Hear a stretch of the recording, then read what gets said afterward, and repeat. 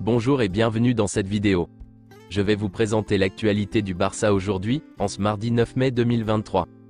Si vous êtes nouveau sur la chaîne, ici je parle généralement de l'actualité du Barça. Donc n'hésite pas à t'abonner, et appuyer sur le bouton j'aime pour me soutenir. Merci, et commençons.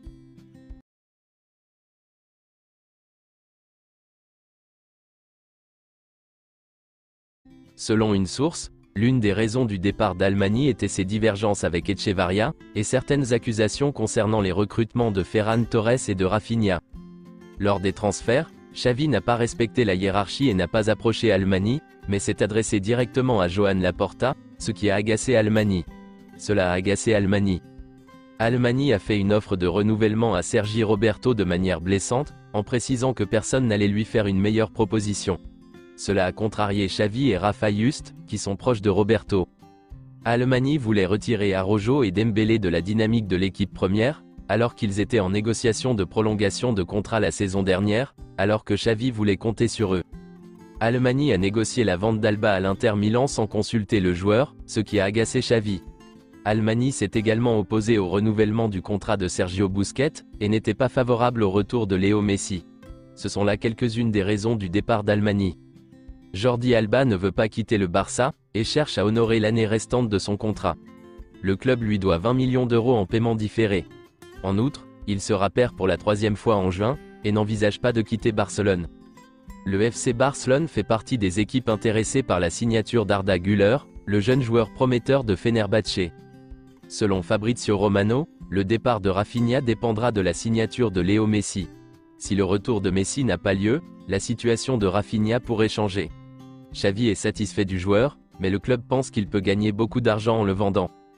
Le défenseur central de l'équipe de France des moins de 16 ans, Hamidou Doumbouya, a attiré l'attention du FC Barcelone et de Fribourg, à en croire les informations de l'équipe.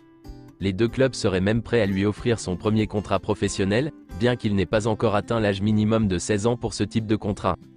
Cependant, les deux clubs attendraient que Doumbouya atteigne l'âge requis le 5 août avant de passer à l'action. Sochaux, qui cherche des fonds pour équilibrer ses finances, pourrait toucher environ 2 millions d'euros pour ce jeune talent, issu de son centre de formation.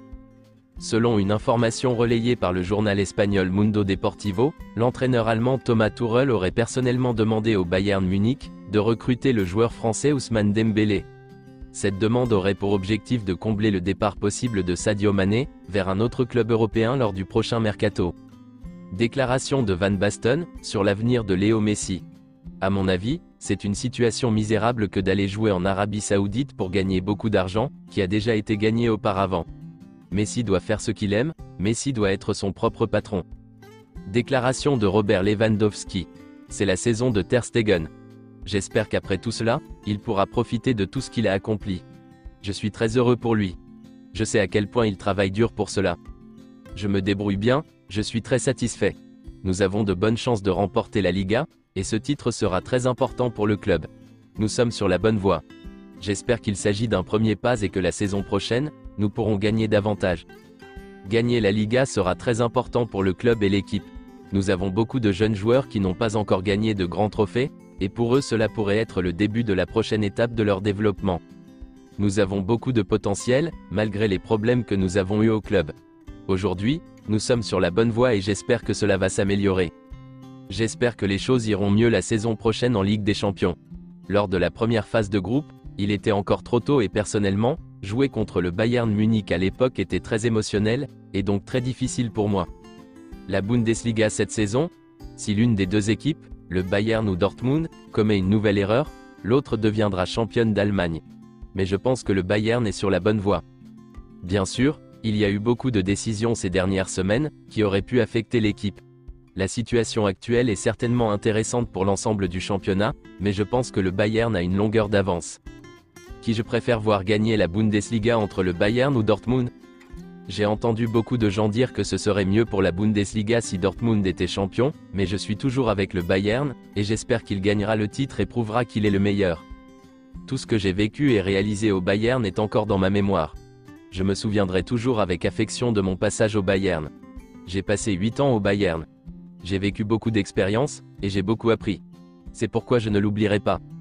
Une déclaration de Lionel Messi. La fin de ma carrière a été très difficile pour moi.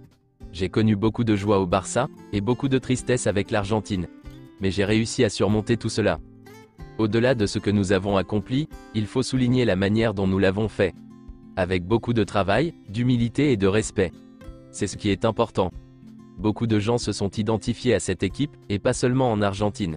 Tout le monde veut gagner, mais le plus important, c'est le respect. C'est tout pour aujourd'hui, et merci d'avoir suivi la vidéo. Mettez un j'aime si la vidéo vous a plu, et n'hésitez pas à vous abonner, pour ne pas manquer les prochaines vidéos. Merci et à bientôt.